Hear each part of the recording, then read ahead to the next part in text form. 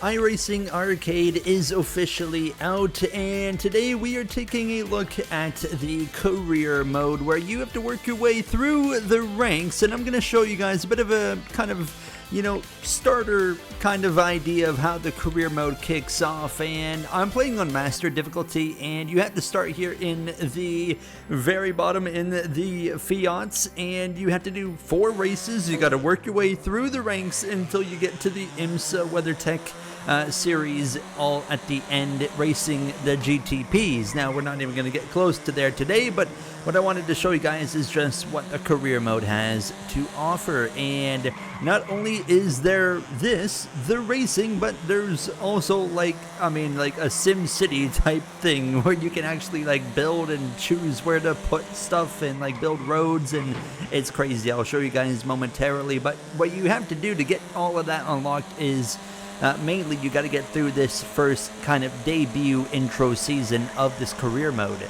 I gotta say again, I've been now playing iRacing Arcade for about a week, and I've been having a lot of fun. And just racing with the AI, getting to kind of sling these cars around is just kind of where I have the most fun at now. As you can see, we're scrapping it out here, and not gonna be a great finish, I don't think, but hairpins, obviously, the opportunity to do that. Now, and one thing I really like about this game is the fact that I have an excuse to slam into other cars.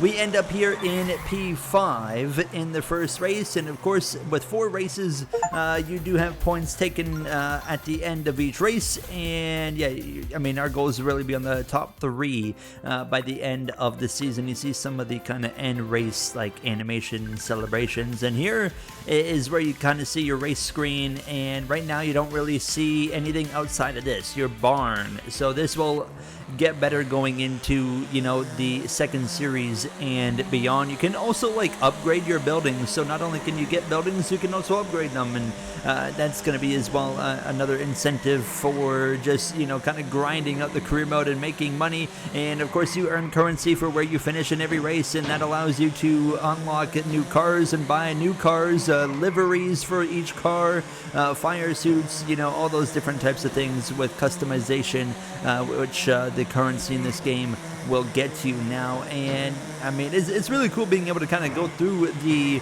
ranks. It can get a little bit grindy, and not necessarily like a bad way. Like, you don't have to grind to get good, because your car is just as strong as everybody else, but I'm saying just getting through to the top series is a bit grindy. But like I said, I don't really think it's in a bad way, as we would come through to actually win this second race, and I was a bit surprised considering we kind of struggled in our first race. So we were now up to second in the points, getting to celebrate our first win there on the top step of the podium as we come through to Limerock Park with race number 3.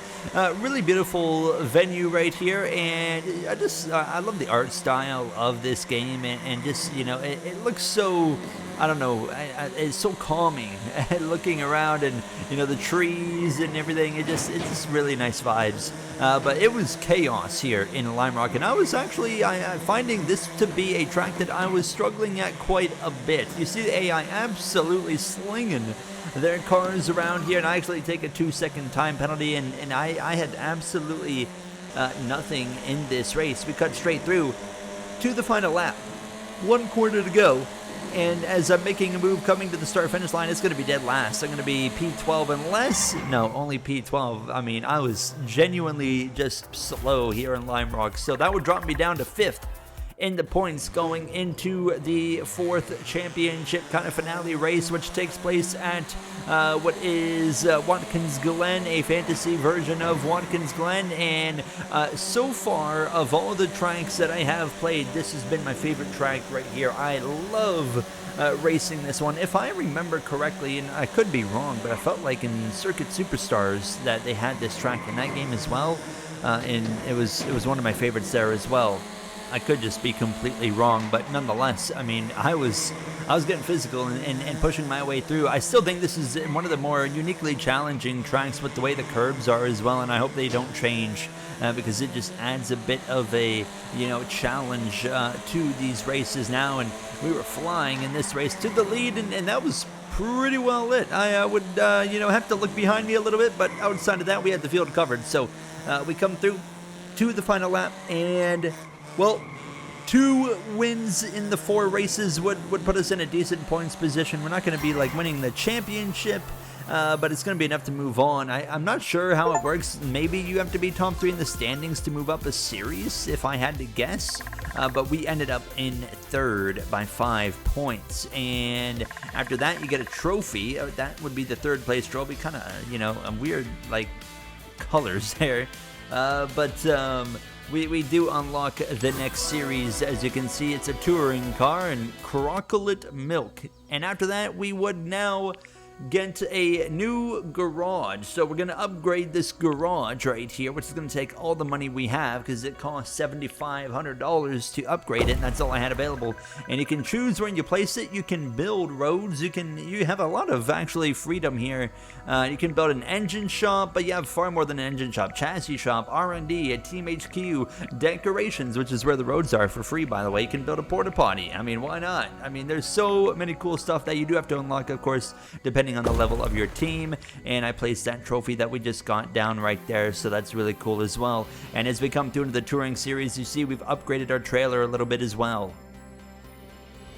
So as we come through into race 1 of the touring series, you notice a difference right off the bat. The lap count is now, instead of 3 laps, we've got 5 laps. Now, one thing I would like to be able to do, and I don't know, maybe if this unlocks later, in the career mode, is just being able to have more customization over the races itself. Like if I could, determine if there's qualifying, as well as, how many laps the race are, if it's a timed race, stuff like that would be really, really nice. And I'm not sure, maybe that's something that comes, in higher ranks, maybe? I could be completely wrong, but I have not seen an option to customize the length of the races or laps and whatnot. So, but here we are again. Race 1 this time is Watkins Glen. So, obviously, very familiar considering I just got done racing right here. And we're continuing to work our way through. And actually playing on Master difficulty felt easier in the Touring Car series than it did in the Fiats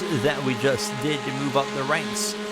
So I was a bit surprised by that. Now I wouldn't win, but we are gonna maybe get P2. Yes, we will. We'll get P2. Actually, hold on. I was completely thrown off by the lap count. We still had one more lap, so we have a shot right here to do exactly that. Get a little physical, and we're gonna come through to take the lead, and we would in fact win the season opening round here in Watkins Glen, and then we would head to Imola, where with 2 laps to go, I would take the lead again, and it was kind of a blowout win. And that point, I was like, okay, maybe I need to turn up the difficulty from like Master to, I think the next level is like Superstar. And that's not even the highest one at that point. But as well, you can see we had enough currency now. I could build an engine shop, and yeah, you actually get some like boosts once per race week, and you'll see those coming up here in the next races. At Knockhill now, I would once again take the lead, even on a increase in difficulty. It took me to the last couple of corners, but we would win 3 straight races. And then you can see some of the upgrades you get here. So as you can see, we have a comeback one. So plus 20 engine power for 3 seconds when I get overtaken. So you'll get different boosts like that. Now, personally, I don't think I'm going to actually really use those. I feel like those are just kind of like advantages that I shouldn't really get compared to the AI. I'd rather have it just be completely fair. But we ended up 3rd here in this next race, and I believe we are going to win, though, the championship. We got an achievement for completing the touring series, and sure enough, we get 3 trophies, by the way, and our team level goes up to level 6. And we would unlock a chassis shop, an engine shop, the R&D stuff as well. A lot of stuff we unlock and can continue to build. Of course, with these little boosts and stuff you can bring to your car as well in team. It's just a couple little cool things like that kind of add a little bit of life to this career mode. But you can see what's coming up next. So, of course, we could go into the Formula Junior Cup, which we did unlock there at the end of that touring series. But I just wanted to give you guys a little bit of a look at the iRacing Arcade Career Mode. It's a lot of fun. I'm going to not really be playing it on camera, but this is something on my own time. You know, I'm going to be playing a lot, and maybe on stream as well throughout the week. I'll definitely be checking it out, and as well maybe even checking out some multiplayer. But that's going to do it for me.